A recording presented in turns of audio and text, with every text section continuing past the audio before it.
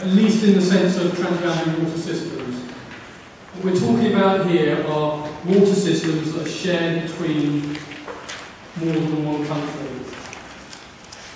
Okay, that's the key point to take away from that. So, moving on to that, then, what's this whole area around the TDA-SAP? What exactly do we mean by the TDA-SAP?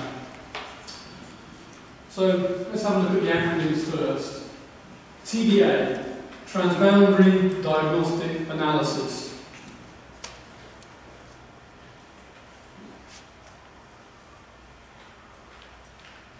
And secondly, the Strategic Action Programme. You've heard the words, you have an understanding of what they are. And we're just going to go into a little bit more detail on that. The critical thing for me around this is that these are not two separate entities. This is not that there's a TDA and a SAP. They're all part of the same process. They're all part of the TDA-SAP process, and in my opinion, this is a strategic planning process. So, one part of the strategic planning process is the TDA, the Transboundary Diagnostic Analysis. And another part of it, a much larger part of it, is the Strategic Action Programme. In essence then, the TDA is informing the Strategic Action Programme. It's if we're talking about strategic planning, it's environmental scanning, it's problem analysis, whatever we call it. And so I've called it here analysis. And the Strategic Action Plan really consists of three separate phases around strategic thinking, trying to understand what some good solutions would be, planning, strategic planning, how we take those solutions and put them into action, and then implementation. How do we take all of that and actually implement it in each country? Okay, so historically, there's been a disconnect between the TDA and the SAP. Most of you, how many of you would say you're scientists in this room? Quick hands up. Who are scientists? Scientists, yeah. Who's not a scientist? That's a better question. Who in this room is not a scientist? Got 1, 2, 3. So, scientists love the TDA because it's technical, it's about analysing, it's about taking data and making sense of data. Scientists love that part of it. And projects have historically really enjoyed the TDA part of it because it's actually the simple bit. Because it's about gathering information and formulating it into such a way that it's understandable, hopefully understandable to decision makers. The SAP is the really difficult bit. This is the bit where you have to fully engage with all of the stakeholders involved. That's not to say you shouldn't be here, but it's much easier at this stage than it is here. And so there's always been this disconnect, and that's why quite often people spend a lot of time on the TDA, and then towards the end of the project they go, we better do a SAP, and they rush into the SAP process and they fail. So the key take home for me about this is that this is part of this. It's technical, it should be as rigorous as possible, and it should be as non-negotiated as possible, but it's going to be negotiated. And this should just be considered to be the starting point. The TDA is not the purpose of this process. The purpose of this process is to develop a SAP. Okay? Are there any questions, any thoughts around that? Does anybody disagree with me?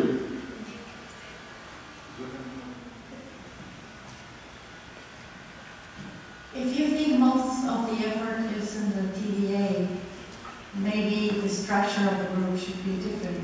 Maybe you shouldn't have many scientists, but the other group that are going to focus on the We will cover this as we go on, but absolutely, you're going to start with the TDA. That's where you start. It's the starting point of this process. And historically, it's predominantly been scientists. But my feeling is this should be as inclusive as possible. It should involve many different stakeholders from as many different sectors that are involved in the particular water system as possible. And I know Mike has tried to do that by bringing in a lot of people from people that work with artisanal fisheries, through to biodiversity, through to policy, etc. And that's what's critical about this. It's making sure that at this stage you engage with all stakeholders, and this involves government, and this includes government as well, and as senior members of government as possible, to make this stage a lot easier. Because if you don't include all those people here, when you start this, you are going to run into real difficulties. So it's about being as inclusive as possible in this process. We'll talk about that more later. Sí, gracias. Yo tengo una pregunta que puede provocar algún tipo de opinión, pero la voy a hacer igual. Yo fui coordinador de este proyecto desde el año 2001 hasta el año 2010 por Chile, cuando se implementó y se aprobó por el OPF. Tengo una pregunta que a mí me parece importante desde el punto de vista de la metodología y desde el punto de vista del enfoque en aguas internacionales. Que yo recuerdo el proyecto tenía financiamiento de dos fuentes, aguas internacionales y biodiversidad. Entonces yo no sé si la metodología o la componente biodiversidad se enfoca en el mismo proceso, o si son procesos independientes, o creería yo que no lo son. Yo creería que son procesos que van en forma conjunta, pero probablemente hay elementos que no necesariamente están dentro de aguas internacionales que deben ser considerados tanto para la formulación del TDA como para los procesos SAP. Es una pregunta que la hago micro, la hago abiertamente para poder sintonizarme, de hecho.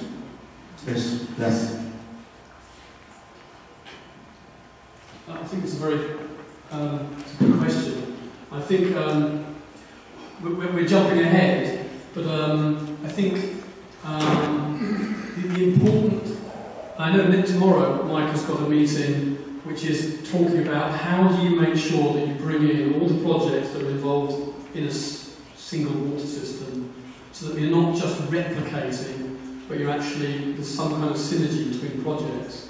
So if we're talking about biodiversity, how do you bring biodiversity into this so that it's not lost because there are biodiversity projects going on the ground here. The other important thing is that, and we'll be covering this in a bit more detail later, but when we're trying to identify what the transboundary problems are, to make sure that we've captured everything. We're not just talking about single issues, that we're covering all of the issues that we think are transboundary, and then sifting out those that are more important for further analysis. That's a good point, and we will cover this, I think. Sí, me gustaría que vuelva y refuerce el punto sobre la participación de la membresía para elaborar el TDA, porque el TDA no es un problema de brecha del conocimiento, porque el foco del proyecto no es la investigación, sino que el foco del proyecto es el ordenamiento pesquero y el desarrollo de la aplicación de un enfoque sistémico, en este caso. Entonces, la identificación de los problemas no solamente son científicos, sino que son de manejo pesquero. Y los científicos obviamente construimos a la solución de eso cuando es la problemática científica.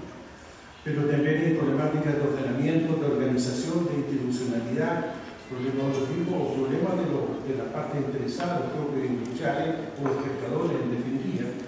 Entonces la identificación al más amplia posible de los problemas que existen requieren de esa participación bastante transversal. O sea, no es solamente el proceso científico de Absolutely. We will talk about that more as we go on.